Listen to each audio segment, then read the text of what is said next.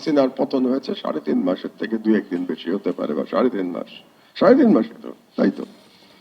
অথচ গতকাল বাংলাদেশ একটা নির্বাচন হয়েছে তাদের অফিসারদের, আপনারা এটাকে ইগনোর করছেন।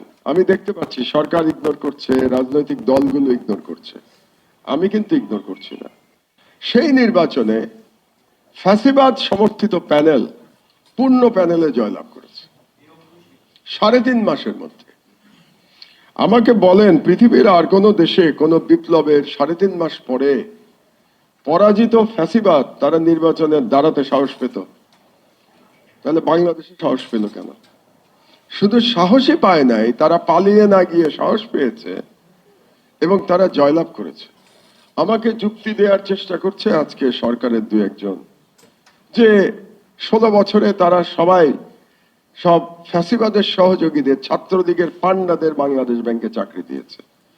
তো বাংলাদেশ ব্যাংকে চাকরি দিয়েছে, সুতরাং ইলেকশন রেজাল্টে তারা ফ্যাসিবাদের পক্ষে রায় দিয়েছে।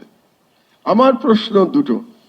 1 নম্বর প্রশ্ন, তাহলে এই 3.5 মাস এই ছাত্রলীগের পান্ডারা, পতিত ফ্যাসিবাদের দালালরা চাকরি করলো কেমন করে বাংলাদেশ ব্যাংকে? 3.5 মাসের মধ্যে আপনারা সেখানে কোনো শুদ্ধি অভিযান চালাতে পারলেন না। তখনকার ডেপুটি গভর্নর এখনো বসে আছে। কেন এটা গুরুত্বপূর্ণ আরেকটু পরে আমি বলবো ব্যাংকের আলোচনায়। এখনো বসে আছে সেখানে। আর যদি সেটাই সত্যি হয়ে থাকে যে আপনারা এই শুদ্ধি অভিযান চালাতে পারেন নাই, তাহলে আপনাদের যে গোয়েন্দা সংস্থা এনএসআই, ডিজিএফআই, তাদের তো জানানোর কথা যে ওখানে কিন্তু ফ্যাসিস্ট শক্তি বহাল তবিয়তে আছে। তাহলে আমি আসছি, তাহলে আপনারা এখন ওখানে নির্বাচন দিলেন কেন? কেন নির্বাচন দিলেন? নির্বাচনে কি তারা ছিল আপনাদের যে শুদ্ধি অভিযান না চালিয়ে আপনারা আগাছা পরিষ্কার না করে সেখানে নির্বাচন দিলেন? কি মনে করে নির্বাচন দিলেন? বাংলাদেশ ব্যাংক কতটা গুরুত্বপূর্ণ এটা আপনারা বুঝতে পারলেন না? এই যে একটু আগে আমাদের ফুয়াদ ব্যাংক লুটের কথা বলে গেল, এস আলমের লুটের কথা বলে গেল। এই 16 বছর ধরে লুটপাট কি বাংলাদেশ ব্যাংকের সহযোগিতা ছাড়া হয়েছে নাকি?